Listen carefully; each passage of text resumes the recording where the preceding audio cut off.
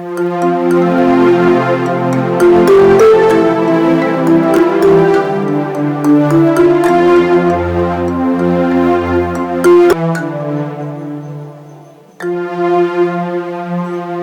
dinner.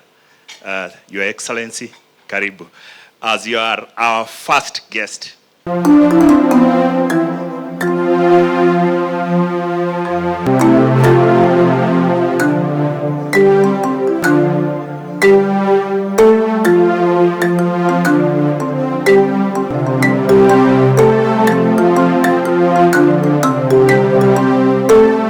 Your Excellency, I would like to welcome you to the second segment of this program.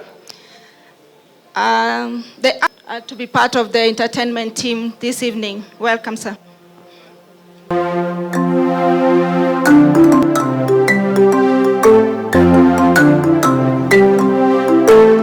Of trying to hammer out solutions to our challenges under my Director of Intelligence and his team. Please report them to me. I know what to do. But I am very confident to heads of state and to the people you report to. Thank you very much.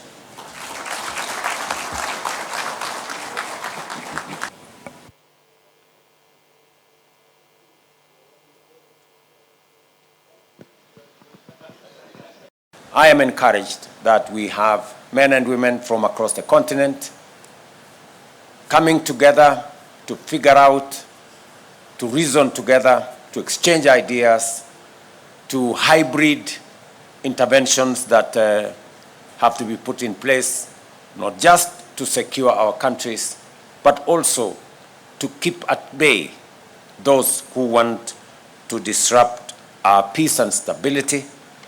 And I am very confident that when men and women of your understanding and knowledge come together, we will have outcomes that will not only support the stability of our countries, the peace of our regions, but also provide information that will help drive our democratic credentials into the future and make Africa an attractive destination for not just foreign direct investment from the public sector, but also from the private sector, as we forge a continent that is confident, as I have said, and a continent that knows what it's doing.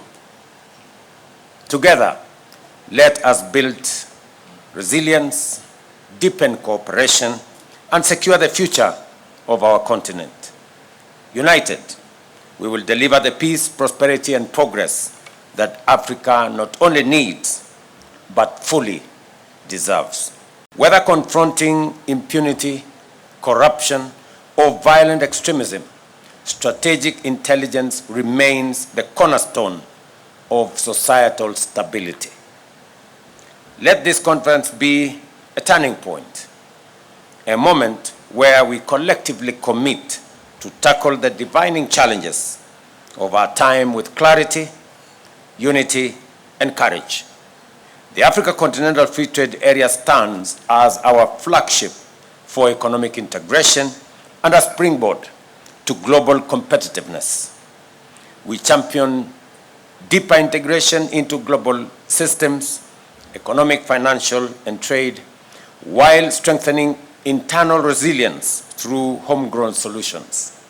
Our vision is of a confident, self-reliant Africa anchored in free trade, open enterprise, and economic justice. Intelligence services play a pivotal role in realizing this vision. The community must adapt and innovate, collaborate, and lead while remaining vigilant guardians of the public trust and fast responders to threats against national integrity, cohesion, and progress. I want to ask all of you to make sure that the digital space, especially artificial intelligence, become part of our intelligence, inform, and we can leverage it as a tool that will enable us to be ahead of threats and risks that we face as countries, that we face as a region. And I am confident that technology, properly applied and understood, can help us solve the challenges that we face as a society today. I know that technology can also be used for other purposes, but it is your responsibility of governments, to make sure that we leverage on technology, not just to provide public services and public goods, but also leverage on technology to secure nations and to make sure that we harness stability, because without stability, it becomes very difficult for us to make progress and for there to be growth in our economies and for us to talk about any meaningful prosperity. And therefore, I want to urge all of you, as you take time to reflect on matters intelligence and how we can secure our nations better, and the use of information. And as I have said earlier, intelligence-led decision-making assists in ensuring that we have much more accurate interventions in all aspects of our nation building.